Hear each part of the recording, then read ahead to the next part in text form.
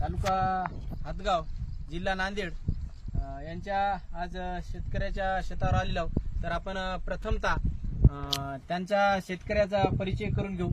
तर त्यांना आपण मल्टीप्लायर हे तंत्रज्ञान सांगून त्यांना हळदीवर कसं वापरायचं काय नाही सांगून त्यांच्याकडून जे काही रिझल्ट आले तर प्रथमतः त्याचं आपण नाव विचारू, पात्र परिचय करू आणि नंतर त्यांच्या तोंडूनच या सगळ्या गोष्टी हळदीमध्ये त्यांनी कसं काम केलं, त्याचे रिझल्ट कसे आले ते आपण त्यांच्या तोंडून ऐकून घेऊ. तर नमस्कार शेतकरी. तर आपलं नाव काय म्हणले? माझं नाव भीमराव भगवान सोनाळे, राहणार ओरवड, तालुका हातगाव, जिल्हा नांदेड. तर तुम्हाला मल्टीप्लायर तुम्ही वापरलं बरोबर आहे. तर शेतकऱ्यांना तुम्ही सांगू शकता की बा मल्टीप्लायर वापरल्यानं तुम्हाला याच्या वापरायच्या अगोदर काय बदल होते आणि वापरल्यानं याच्यामध्ये काय बदल झाले? मल्टीप्लेअर वापरायच्या आधी माझी हळद म्हणजे हे होती, पतली होती आणि उगवण शक्ती पण बरोबर झाली नव्हती तिची. आणि पहिला डोस मी आपला खताचा टाकला, त्या डोसनं पण मला काही रिझल्ट वाटला नाही. नंतर मग मला मल्टीप्लेअरची माहिती मिळाली.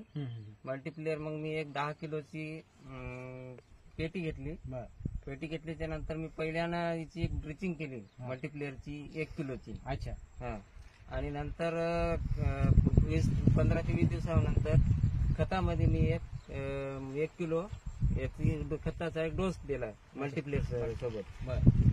आणि तिथून अजून 20 दिवसानंतर मी अजून एक ड्रिचिंग केली आणि मला जे हळदीमध्ये रिझल्ट आहे ते 100% मिळालेलं आहे. बरोबर.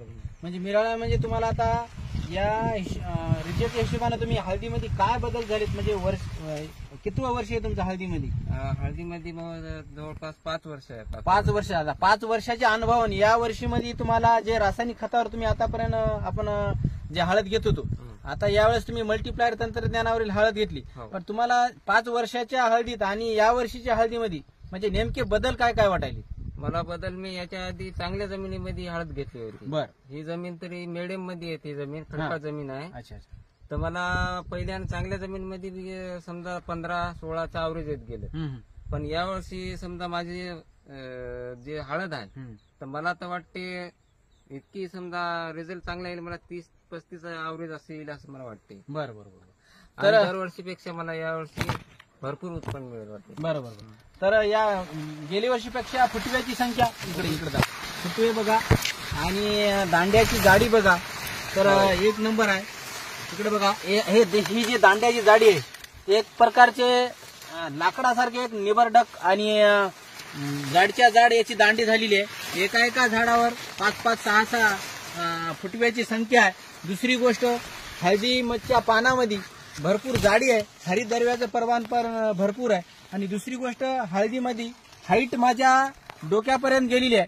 विशेषतः शेतकरी बंधूंनो, मल्टीप्लायर हे विशेषतः पिकावर काम न करणारं प्रोडक्ट नसून हे प्रोडक्ट जमिनीवर काम करणार आहे. कारण जमिनीमध्ये जे काही उपजाऊ क्षमता कमी आहे, जमिनीमध्ये जे काही कर्ब कमी आहे तो कर्ब वाढवण्याचं काम करतो. जमिनीमध्ये अनेक प्रकारचे आपण रासायनिक खत टाकतो, ते खत अपडेट करण्याचं काम करतो आणि पिकाला ह्युमिनिटी पॉवर एवढा जोरात देतो.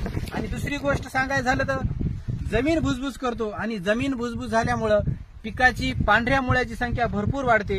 पांढऱ्या मुळ्याची संख्या भरपूर वाढल्यामुळं पिकाला अन्न सपोर्ट करण्यासाठी एक मदत मिळते आणि पिकामध्ये ह्युमिनिटी पॉवर फार जोराचा येतो. त्याच्यामुळं पानाचा आकार मोठा होतो. बघून घ्या, या हळदीच्या पिकावर कुठेही तुम्हाला एक गरप्याचा डाग दिसत नाही. दुसरी गोष्ट, कुठेही चिट्टा पडलेला तांबडा पिवळा दिसत नाही. एक प्रकारचा हिरवागार आभाळ आल्यासारखा प्लॉट आहे.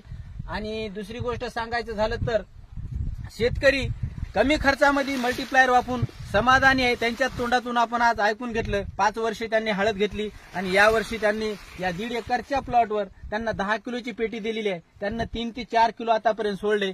त्यांच्या हळदीमध्ये 4-5 किलो जायचं राहिलेलं आहे. तर आपण त्याच्यानंतरच्या त्याला जे रिझल्ट येणार आहे ते 4-5 किलोचे, ते महिन्याला आपल्याला वेगवेगळ्या स्वरूपात पहा भेटणार आहे. तर शेतकरी बंधूंनो, एकच विनंती, तुम्ही राहिलं जास्त करायचं तर 1 एकर करा आणि हळदीच्या प्लॉटवर कुठल्याही पिकावर तुम्ही चांगल्या प्रकारचे रिझल्ट घ्या.